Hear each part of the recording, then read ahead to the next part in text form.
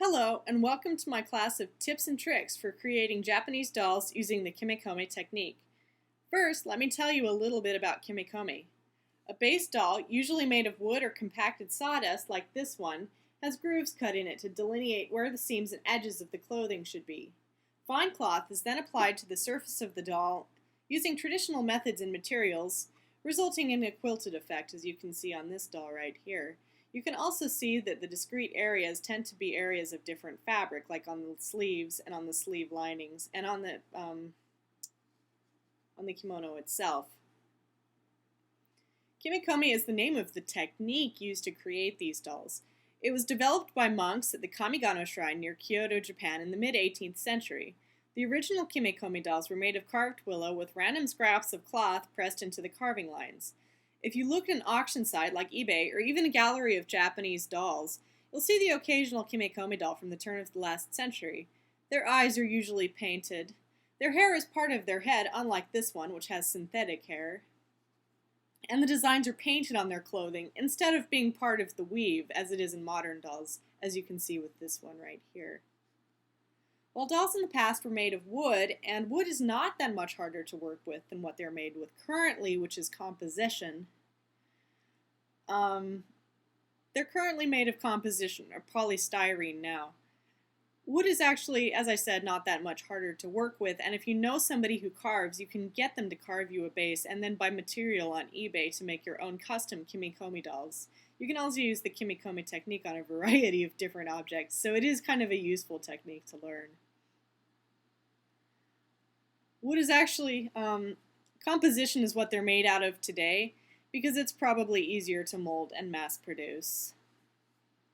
Kimekomi doll companies today have teacher certification courses where, under the guidance of a teacher, a student will make a selection of dolls with increasing difficulty until the final doll, which they must complete on their own and send to Japan for inspection. Dolls come from the company in kits with just enough fabric to complete the doll, a doll base, and its head. Once a student is certified, they get a discount and access to special doll kits. So I highly recommend that you get a teacher for this because only a teacher can, pat down your doll and tell you where there's loose fabric, where there are ends sticking out. My teacher has eyes like a hawk and she sees stuff that I couldn't even see, even though she's like 50 years older than I am. It's crazy. There are a few companies that do certification, and these companies usually have certified teachers in the United States since it is kind of a correspondence type thing. I know that there are teachers in the Seattle, Washington area, and there are definitely quite a few in the San Francisco Bay Area, whom you can probably contact through Japantown if you just look at the flyers on the walls.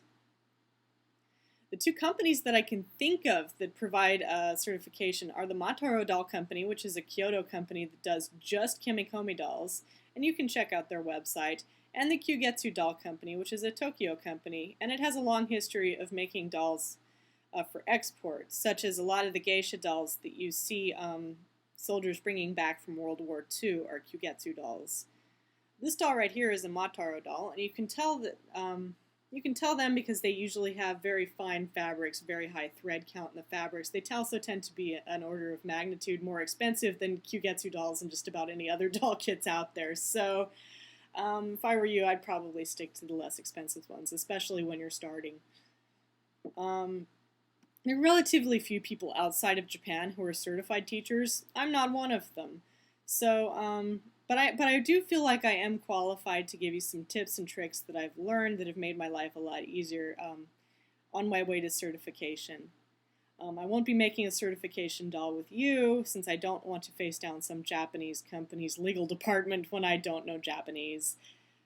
The appeal of these dolls for me is that they are absolutely gorgeous to look at, and they're even more fun to touch and pet.